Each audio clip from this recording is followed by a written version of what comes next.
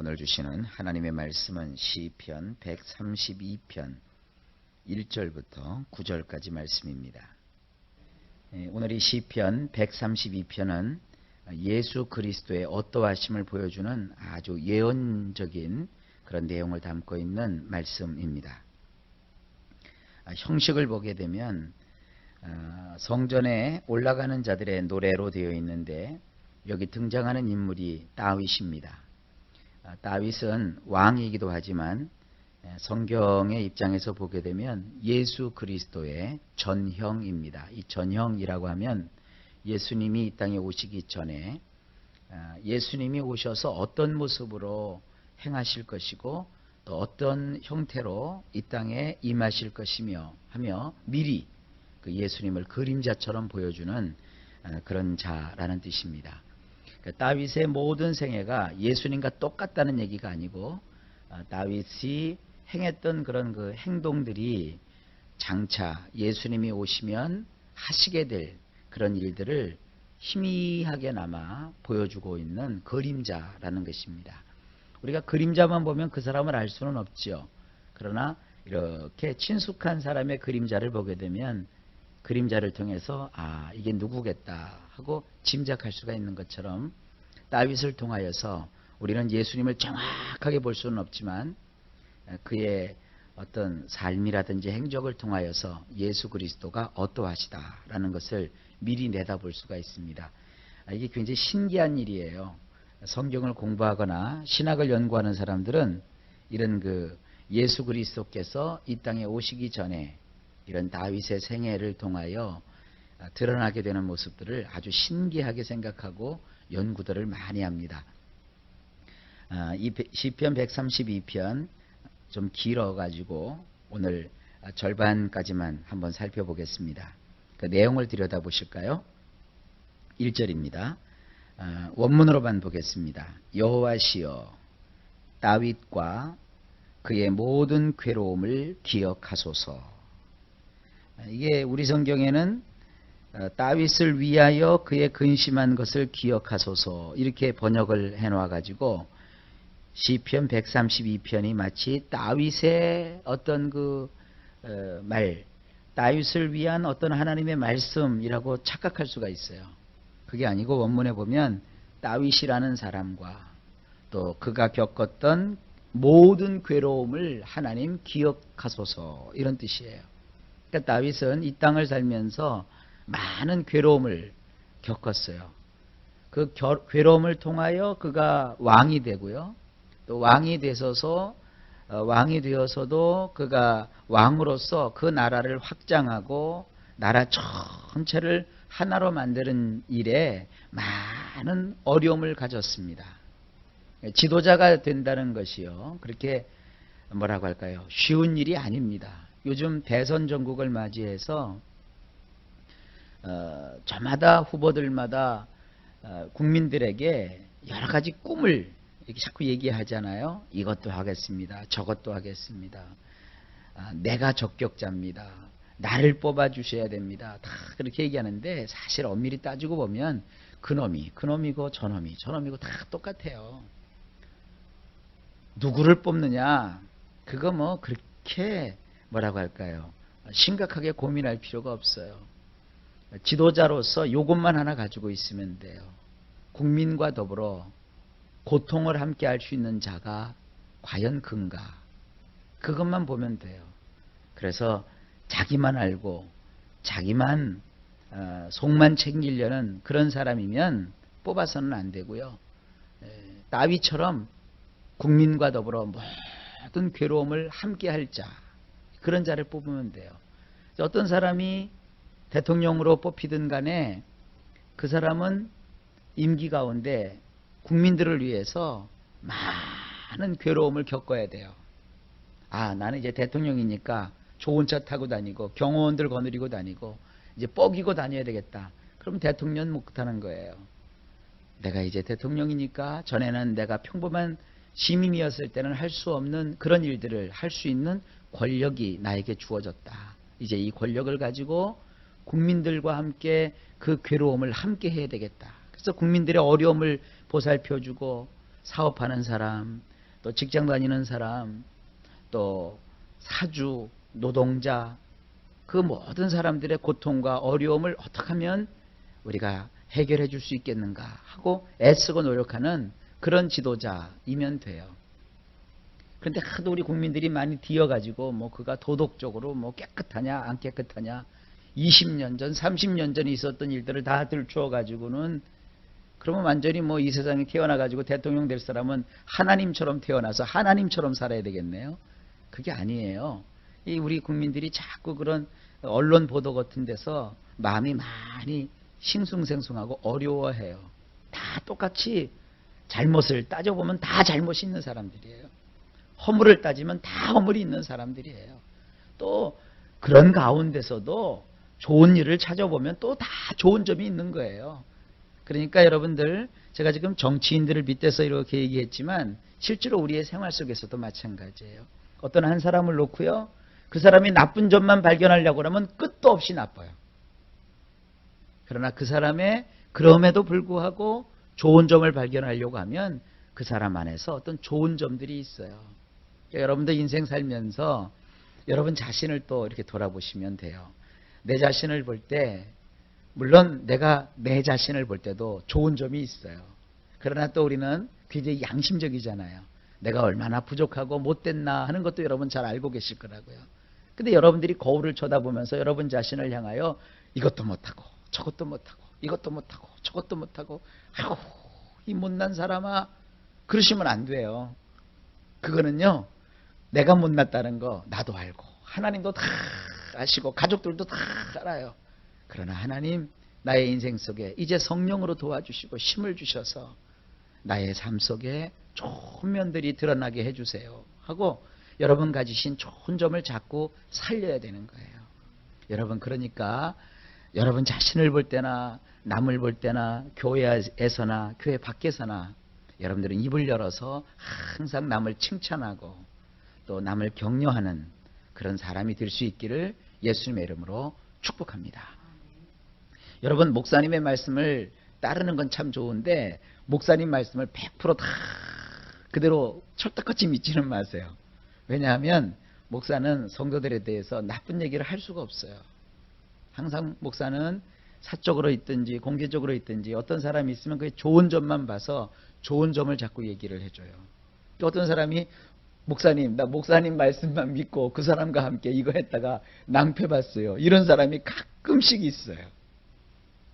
그러니까 여러분 우리 목사님이 저렇게 사람에 대해서 좋게 얘기하고 또 긍정적으로 얘기해 주는 것은 그 사람이 100% 그렇다는 게 아니라 그 사람 속에서 목사님의 눈으로 발견한 좋은 점을 이야기해 주시는 거구나. 이렇게 여러분들 받아들이면서 여러분들 그런 좋은 점을 발견하도록 노력하시기를 바랍니다. 그러니까 혹시 이런 경우가 있어요. 어떤 그 성도님이 교회를 이제 막 나왔어요. 나와서 교회에서 이제 막 은혜를 받은 거예요. 장사하시는 분인데 평상시에는 몰랐어요. 근데 사람들이 자기 물건 사러 오는 사람들 중에 꽤 예수 믿는 사람들이 많더래요. 그러니까 전에는 그게 뭐 별로 느껴지질 않았는데 자기가 교회를 다니면서 아주 그 교회에 좋은 분들이 많으셨나 봐요. 그래서 자기가 경험하는 좋은 분들이 많으니까 자기 그 가게에 찾아오는 손님들이 예수 믿는다 그러면 다 좋은 사람인 줄 알고 그래갖고 예수 믿는다 그러면 더 잘해준 거예요. 물건값도 깎아주고 막 원가에 미치지 못하게 팔고. 그래서 심지어 하루는 이런 분이 왔더래요. 나 어느 교회 장로니까 이거 외상 좀 달라고. 그랬더니 뭐 장부에도 적어놓지 않고 그냥 외상으로 줘버렸대요. 근데 안 갚는 거예요. 그 나중에 가서 물어보니까 그 사람이 그러더래요. 장로는 장로고 사람은 사람이고 그러더래요. 그리고 돈을 떼먹고요. 배 째라 그러더래요. 그래서 왔어요. 저놈을 배를 째야 됩니까 말아야 됩니까? 잊으세요. 내가 그랬어요. 여러분 절대 그 사람이 믿는 하나님을 믿어야지 그 사람을 믿지는 마세요. 자, 이거 괴로움이라는 말 때문에 이런 얘기가 나왔어요. 여러분 신앙생활할 때 우리가 이 땅에서 다 천사들과 같이 신앙생활하는 거 아닙니다. 다 그런 그 나의 삶 속에 괴로움을 주는 사람들이 있고 괴로운 일들이 있어요. 그런데 여기 보세요. 여호와시여 다윗과 그의 모든 괴로움을 기억하소서. 다윗이라는 훌륭한 왕, 아주 참 큰 업적을 남긴 왕이지만 그의 인생 속에 많은 괴로움이 있었어요. 우리도 역시 마찬가지죠. 우리도 하나님을 믿고 천국 가는 그런 하나님의 사람이고 하나님의 자녀고 하나님의 백성이지만 그래서 아무런 어려움도 없는 게 아니에요. 우리도 여러 가지 어려움과 괴로움을 겪어요. 근데 하나님이 그것을 기억하신다는 거예요. 그러니까 이거를 잘 여러분이 신앙생활 하시면서 머릿속에 새겨 넣으시기를 바랍니다. 2절입니다. 그는 여호와께 맹세하였고 야곱의 전능자에게 서약하였나이다. 이 다윗이 그런 어려움 속에 있었음에도 불구하고 여호와께 맹세를 했어요. 그리고 여호와를 야곱의 전능자라고 표현하고 있죠. 이 전능자라고 하는 것은 모든 힘을 가지고 계신 분이라는 뜻이에요. 그래서 그 이스라엘 백성이 야곱의 자녀들이거든요. 야곱의 12아들로 기초하여서 이스라엘의 12지파가 형성이 된 거예요. 그래서 이스라엘 전체를 뜻할 때 야곱이라고 하는 것이고요. 그 야곱에게 하나님은 많은 능력을 보여주셨어요. 그래서 야곱의 전능자라고 표현하는 것입니다. 그래서 이 야곱의 전능자라는 것은 우리가 믿고 있는 여호와, 우리의 하나님을 뜻하는 것이에요. 근데 그 하나님께 서약을 했어요. 뭐라고 서약을 했느냐? 이제부터가 중요해요. 예수 그리스도에 관련되어 있는 그런 놀라운 서약을 이 다윗이 했어요.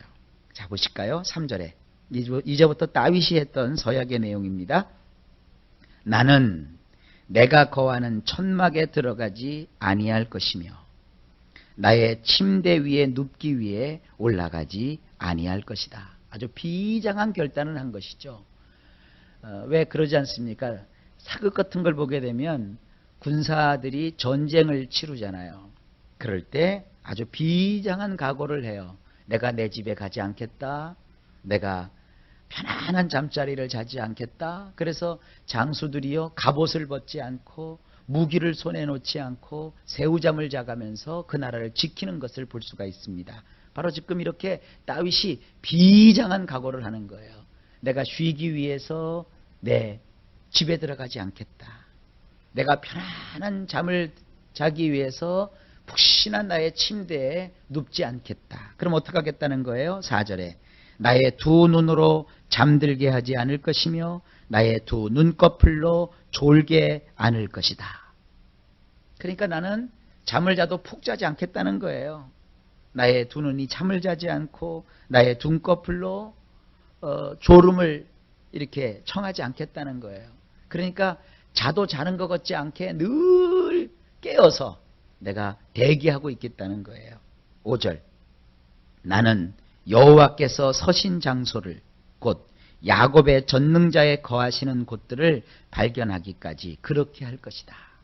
지금 다윗은 자기의 어떠한 그 승리를 가지기 위해서 자기가 어떠한 원수를 죽이기 위해서가 아니라 바로 여호와께서 서시는 장소, 여호와께서 거하시는 곳들을 발견하기까지 그렇게 하겠다는 거예요.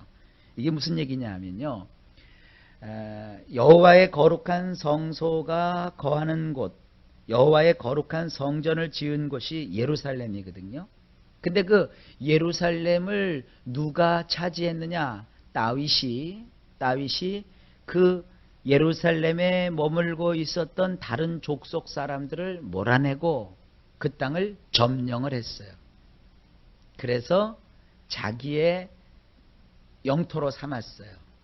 그런데 그렇게 자기 영토로 삼았던 것은 자기의 궁궐을 짓기 위함도 아니고 자기가 굉장히 힘이 세다는 것을 과시하는 것도 아니라 바로 여호와께서 거하시는 곳을 만들기 위해서, 그래서 그가 그것을 쟁취했어요. 그런데 우리 성경에는 5절에 보면 여호와의 처소 곧 야곱의 전능자의 성막을 발견하기까지 하리라 하였나이다 그랬어요. 근데 여기서 이 성막이라고 하면 구약에 나오는 그 모세의 성막을 뜻하는데 그게 아니고요. 이거 우리 번역이 잘못된 거예요. 여호와께서 거하시는 여러 곳들을 뜻해요. 근데 이스라엘에 가보면은 하나님께서 꼭 예루살렘에만 거하시는 게 아니에요. 이건 무슨 뜻이냐? 하나님께서 장차 이 땅에 오셔서 하나님께서 이것저것을 다니시며 거하실 거란 말이에요. 하나님이 머무시는 곳, 여기 여호와께서 서시는 장소라고 그랬거든요. 여호와께서, 하나님께서 머무시는 그런 장소를 이 다윗이 지금 예비하겠다는 거예요. 이 땅에 오셔서 우뚝 서신 여호와가 누구세요? 예수 그리스도세요. 그러니까 예수님이 이 땅에 오시는데 어디로 오셨느냐? 다윗의 고향인 베들레헴에서 예수님이 오셨어요. 베들레헴이라고 하는 곳에 말구육간에서 예수님이 탄생하셨어요. 그리고 주님은 또 나사렛이라는 동네에 가셔서 사셨어요. 그리고 예수님은 갈릴리 바다 지역에 있는 가버나움이라는 지역에 본부를 두셨어요. 그리고 예수님께서 사역하시는 3년 6개월 동안에는 예수님이 그 예루살렘 그리고 갈릴리 해변 요단강가 다윗이 정복해서 나라를 이룬 그 동네를 예수님께서 두루두루 다니면서 사람들의 병을 고쳐주시고 천국에 관한 말씀을 해주시고 예수님께서 이 땅에서 십자가를 지시기 위해서 그 이스라엘 땅을 발로 밟으셨어요. 그렇게 이스라엘이 그 나라를 형성할 수 있도록 기초를 놓은 자가 누구냐면 바로 이 다윗이에요. 바로 지금 그 얘기예요. 나는 여호와께서 서시는 장소를 곧 야곱의 전능자의 거하시는 곳들을 발견하기까지 그렇게 할 것이다. 그래서 이 다윗이 평생 무장을 해제하지 않고 칼을 차고 그리고 창을 들고 방패를 자기의 어떠한 그 보호처로 삼아서 그가 이스라엘 그 영토를 확장하고 이렇게 나라를 건설하게 된 거예요. 이 굉장한 얘기죠.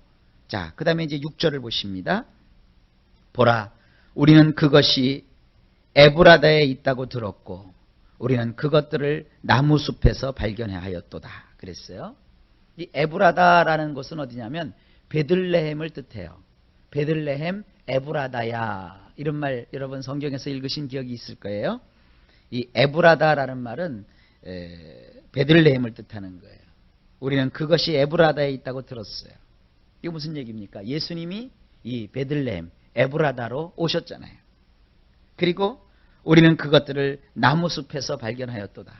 나무들이 빽빽하게 들어서 있는 그런 숲속도 그 장소 중에 하나다. 이런 시적인 표현이에요. 그 다음에 7절, 우리는 그분이 거하시는 곳들로 들어가서 그분의 두 발을 올려놓은 곳을 향해 우리는 절을 하였도다. 하나님이 거하시는 곳, 하나님이 거하시는 그런 처소들을 다 점거하고 점령하고 그곳에서 하나님께 예배를 드렸다 하는 그런 뜻이에요. 그 다음에 8절, 일어나소서 여호와시여 쉬러 들어가소서 당신과 당신의 권능의 법궤가 있는 곳으로 말입니다. 다윗은 아직 성전을 건설하지 못했어요. 성전 건축은 다윗에게는 하나님이 허락을 하지 않으셨어요. 다윗의 아들 솔로몬에게 하나님이 거하시는 성전을 건축하도록 하셨어요. 그러면 하나님의 그 거하시는 성전을 어떤 형태로 다윗 시대에는 놓고 있었느냐? 다윗 시대에는 성막의 형태로 되어 있었어요. 모세에서부터 만들어졌던 성막의 형태로 있었는데 그 성막을 온전히 이렇게 한 장소에 설치를 하지 못하고요. 그 모든 집기들을 따로따로 이렇게 막 흩어지게 해놨어요. 아직 나라가 완성되어 있지 않기 때문에. 그리고 법궤를 여기저기 이렇게 법궤가 옮겨지게 되었어요. 그러니까 이것이 단순히 우리가 볼 때는 다윗을 통하여서 예루살렘에 성전을 세우고 거기로 모든 그 성전의 기구들이 다 한 군데 모여 있을 그런 그 시대를 지금 열망하는 것이다 이렇게 보기도 하겠지만, 하나님께서 이스라엘을 그 땅에 정착하지 못한 상태에서 여기저기 그 성막의 재료들과 또 성막의 위치를 옮기게 하셨던 것은 그 이스라엘 영토 전체가 바로 하나님이 거하시는 곳, 하나님이 발을 디디시는 곳이라는 어떤 상징적인 의미로도 볼 수가 있는 거예요. 좀 말을 좀 어렵게 했죠? 어쨌든 이 법궤가 여기저기로 옮겨 다녔어요. 우리가 성경을 통해 보면 다윗이 이제 예루살렘을 정복하고 예루살렘에다가 이렇게 성막을 설치를 하고 그곳에 성막의 가장 중요한 부분이 지성소 안의 법궤거든요. 그 법궤를 다른 곳에 있었던 그 법궤를 그 다윗이 왕이 되어서 궁전으로 쓰고 있는 그 옆에다가 하나님의 성막을 설치해 놓고 그 법궤를 거기로 모시면서 다윗이 너무너무 좋아가지고 덩실덩실 춤을 췄다고요. 얼만큼 기뻐서 춤을 췄느냐 하면 옷이 훌러덩 다 벗겨지는지도 모르고 막 여호와의 궤가 온다고 좋아했어요. 옷이 벗겨진 게 뭘 그렇게 대단하냐고요? 지금이야 뭐 옷을 다 이렇게 위아래로 갖춰 입지만 옛날에는 쉽게 얘기하면 큰 천을요 몸에다가 둘둘둘둘둘 감고 살았어요. 그러니까 춤을 추니까 그냥 싹 다 벗겨졌죠. 그러니까 그 다윗의 아내가 다윗을 보고 뭐라고 막 했어요. 이 노인네가 주책이라고. 그래갖고는 다윗이 내가 여호와 앞에 이렇게 기뻐하고 즐거워하는데 네가 왜 나를 이해를 못하느냐. 그래서 그 둘 사이가 아주 갈라져 버렸어요. 근데 어쨌든 이 다윗이 그렇게 하나님의 법궤를 예루살렘으로 옮겨오면서 좋아했단 말이에요. 그 전에는 이 법궤가 여기저기로 옮겨 다녔다고요. 근데 그것을 이제 막 찾아서 다윗이 그 법궤가 옮겨진 곳에 가서 하나님 앞에 절을 하고 하나님께 예배했던 이런 모습들을 여기서 이 흔적으로 볼 수 있는 것이에요. 그래서 다윗은 이제 여호와께서 한 곳에 정착하시도록 내가 이렇게 하나님을 모시겠습니다 하는 그런 마음을 그래서 담고 있는 거예요. 자, 9절입니다. 8절입니다. 일어나소서 여호와시여 쉬러 들어가소서 당신과 당신의 권능의 법궤가 있는 곳으로 말입니다. 9절 당신의 제사장들은 의로움으로 옷을 입고 당신의 거룩한 자들은 기뻐하며 외치리이다. 예, 제사장이라고 하는 사람들은 이 성막에서 성전에서 하나님을 섬기는 자들이거든요. 근데 그동안 제대로 된 성전도 없었고 성막도 없었고 또 성막이 있다고 해도 거기에 법궤도 없었고 이러다 보니까 하나님께 온전한 예배를 드릴 수가 없었어요. 근데 다윗이 이제 온전하게 제사장들이 의로운 옷을 입고 그리고 당신의 거룩한 자들이 기뻐하며 외칠 수 있도록 이 다윗이 그런 일을 하겠다는 거예요. 실제로 그런 일을 다윗이 이루었어요. 다윗이 왕권을 찾고 그리고 그 나라를 부국광병하게 하고 나서는 제사장들을 모으고 그 제사장들을 순서대로 이렇게 반열대로 순서를 정해서 순서대로 하나님을 섬기고 봉사하도록 하고 그들이 그 시간을 맞춰서 하나님께 나와 영광을 돌리는 이런 일을 하도록 다윗이 모든 체제를 마련하게 되었어요. 자, 오늘은 내용이 여기까지인데 바로 이 모든 일들을 하는 데 있어서 오늘날은 예수 그리스도가 이 모든 섬김의 가장 중심에 계신 거예요. 우리는 교회를 통해서도 마찬가지예요. 교회는 조직들이 많잖아요. 이것도 정하고 저것도 정하고 구역도 만들고 뭐 선교회도 만들고 그런 교회 모든 조직들이 자기들끼리 모여서 개모임하는 게 아니에요. 여러분 교회 무슨 조직이 개모임으로 생각하면 큰일 납니다. 교회는 개모임을 해서 뭐 먹고 떠들고 뭐 하고 이번 주에는 이렇게 하고 다음 주에는 어디로 놀러 가고 그거 아니에요. 교회가 놀러 가는 일도 있지요. 왜냐하면 서로 사람끼리 친해져야 되니까. 그러나 중요한 건 뭐냐면 그런 절차를 통해서 하나님을 섬기기 위해서예요. 하나님을 예배하고 하나님을 섬기는 거예요. 어떤 사람들은 교회에서 어디 먹으러 가자 그러면 다 와요. 그러나 청소하러 가자 그러면 안 나와요. 그 잘못된 거예요. 우리가 그렇게 하는 것은 하나님의 교회를 섬기는 거예요. 여러분 집에서 열심히 청소하는 거 중요한 일이죠. 그러나 집에서 청소하면 가족들이 기뻐요. 그러나 교회 와서 청소를 하고 하나님의 거하시는 그 초소를, 이게 뭐 사실은 건물이잖아요. 근데 여기 와서 이렇게 닦고 또 이렇게 하는 것은요, 하나님이 봉사로 여기시는 거예요. 그래서 여러분들이 하나님의 그 거하시는 초소를 이 따위처럼 막 열정을 가지고 세우는 거예요. 바라기는 여러분들이 평생 이 따위처럼 하나님이 거하시는 초소를 마련하고, 그리고 그 초소를 위해서 헌신하고 봉사하고 하나님을 섬기는 이런 열정을 꼭 가지시기를 예수님의 이름으로 축복합니다.